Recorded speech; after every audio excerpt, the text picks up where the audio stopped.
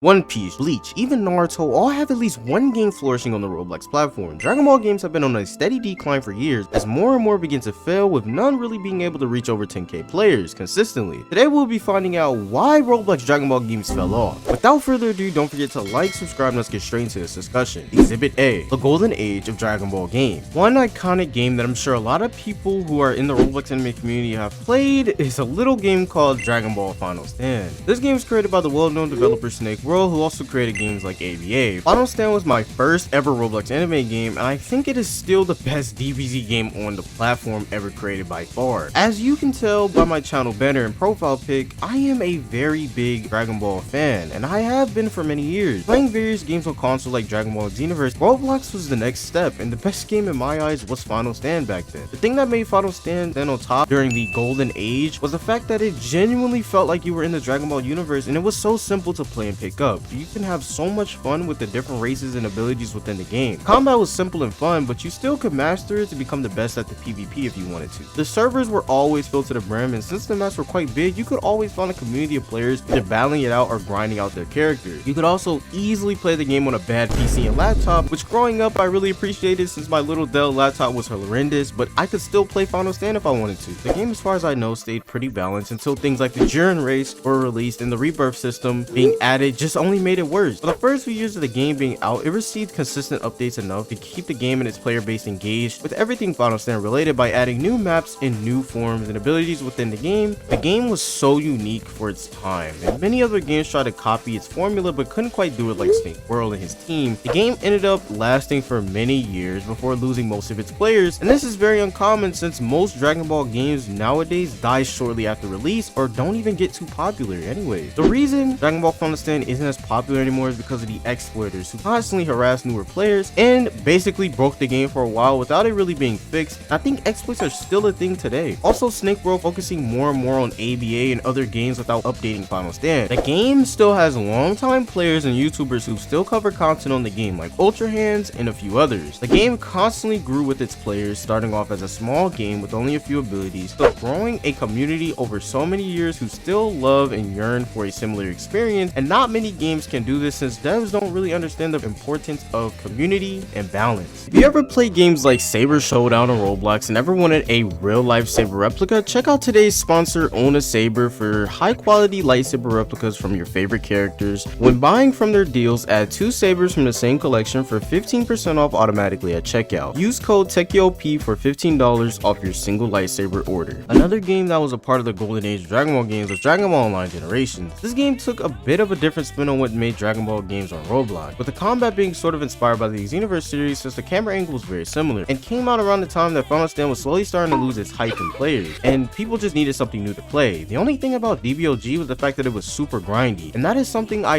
really remember about the game. I myself didn't really mind the grind as long as it was worth to get my Saiyan form since I was Saiyan back then. One thing I will say about DBOG was the fact that some NPCs just simply sucked to fight. Due to the combat system not really being the greatest, some people preferred it to Final Stand, but I was the exact opposite, and it felt like moves that shouldn't have missed, and moves that should have hit me on the spot. This led to me disliking the PvP of the game. People would argue that it was the key builds being really OP or the slingshot mechanics being really badly implemented and handled. I just think fundamentally it was a combination of all, and the lack of attention from Sony that led to the PvP scene of this game being ruined. Also, some of the Dragon Ball wishes were just useless, honestly. I really personally enjoyed this game's story mode because it was designed well and Sony seemed to put tons of love and care into it. Eventually, just like with Final Stand, DBOG would completely stop updating for months on end, until Sony would state that updates will continue this year. Hopefully he can revive the game, but I don't personally think that DBOG will ever get back to its former glory and will always probably hover around 1 to 2k players even with the update. I always thought that Sony should just make another game and move on from DBOG. The game is so old by now. Dragon Ball Final Remastered was also a part of the golden age. I actually personally really enjoyed Final Remastered when I played it back in the day. It was very similar to my favorite anime game of all time, Xenoverse 2, and had everything I loved about it in Roblox form. So of course, I was going to like it. The only thing I hated about Final Remastered was how non-versatile the updates were. Saiyans really felt like the only race that the devs really cared about in the game, since almost every update they would get a new transformation or new aura, which just made them automatically the meta in the game. This personally made me stop playing since I preferred to play other races as opposed to just Saiyan all the time, and it was just boring, honestly. The game just lost its originality and failed to replicate that same versatility that Final Stand or even DBOG DBOG had. In my personal opinion, this game had the potential to be the absolute best game if the devs made the updates more and more layered out. Exhibit B, what ruined the golden age? I don't want to put all the blame on one game, but this game did play a part in why DBZ games went into a horrifyingly bad direction. The game is called DBZ Raid. Now, I did play this game growing up since it was very popular, but was fundamentally different from Final Stand. The game featured you evolving different forms of Super Saiyan by training in various areas. It was very popular and still is because it's probably the most simple game to grasp and learn, and was even more simpler than a game like DBOG or Final Stand. This game pretty much was a simulator at heart, since AFKing in this game was heavily encouraged. As a kid, Final Stand always just felt better, and DBZ Raid just always felt worse because it just felt empty and had less to do. And I couldn't be a Namekian, so I was pretty upset about that as well. I can see that there are still kids out there that enjoy playing the game even though it's pretty much been the same for years. The reason I say DBZ Rage is a downfall of Dragon Ball games is because it spawned a new type of Dragon Ball game, Dragon Ball Rage copies and simulators. The most notable one out of the bunch was BLOX, which pretty much took what DBZ Rage did and made it into a full-blown simulator. I hated this game due to how it really dumbed down the Dragon Ball formula, and we would see many other games try at this until the Dragon Ball community was completely grinded into a halt, and many just felt like these games weren't worth playing anymore, and many people ended up transitioning to either One Piece games or Naruto games. Unfortunately, the Dragon Ball community hasn't really recovered from this even now. Exhibit C, the game that had potential to revive the DBZ community. One game that had the potential to revive DBZ games was Zenkai Origins, a game that was released back in August of 2021 and was created by Zach, the creator of Fruit Battlegrounds. Zenkai Origins was the game that was meant to carry on Final Stand's legacy. It really felt like a modern version of that game. Combat was solid, the atmosphere was amazing. One of the most memorable experiences was when I entered the first world tournament, where it even had the announcer and everything and felt like it was actually high stakes.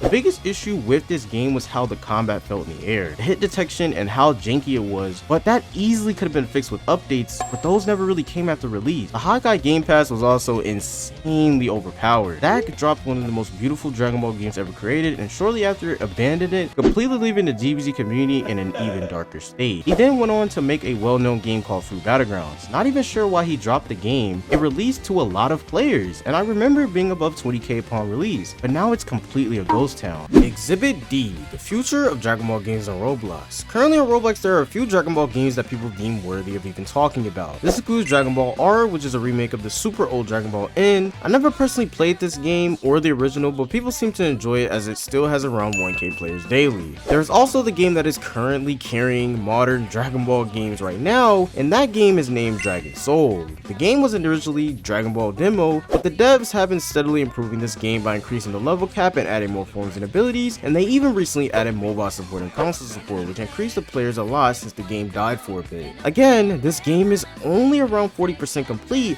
as it's still in its early stages of development, and the progression is not all that great since it's really just another Dragon Ball bandit beater like mostly all DBZ games. But I feel as if eventually this game could be amazing with time and effort, and the devs do seem to care about this game since it has been in development for about a year now. It also has some really well designed bosses and probably some of the best I've seen in a while. Dragon Ball Final Stand was supposed to be getting a remaster of Swords and Snake World, but news on this release has been all over the place, and it's confusing whether or not Snake and his team are even consistently working on the game at this point, and all we can do is speculate when the game may be releasing. Currently, there's also a few Dragon Ball Battlegrounds games that are out and doing decently well, but they're just basic copies of Saitama Battlegrounds, and a trend I just hate. Z Battlegrounds being the most notable out of the bunch, garnering decent amounts of players. There was also a paid access game called Budokai Z, which really wasn't that great from what I heard. It has some pretty unique elements for a DBZ game, but unfortunately this game didn't really do that well since it was paid access and many people deemed it not worth playing. There's also a new game called Dragon Ball Nexus, which is said to be the absolute best Dragon Ball game that has already released its demo by the making of this video. The game looks to have a super unique cel shaded form of graphics and gameplay that takes inspiration from Dragon Ball Kakarot, and it honestly looks super promising. I hope this game can breathe life back into DBZ games on the platform, and I hope that devs continue working on it as well. I don't think that Dragon Ball games will ever have another golden age or even be as big as One Piece games on the platform due to the anime sort of not being that diverse and always following the same formula, so therefore the games might also follow suit. This comment here kind of brought everything to reality, stating they have never been that good from the start. It goes on to say that the only reason people thought that Final Stand was good was because they were young and had no standards, and I'd say maybe some of this is true, but I genuinely really believe that Dragon Ball games fail to evolve past Final Stand, since Final Stand has always been a standard that no one has ever truly reached or improved upon. But as I say in every video, if you guys enjoyed this video and you like some more content like this one, please make sure you leave a like and subscribe to the channel, and I'll see you guys in the next video. Peace.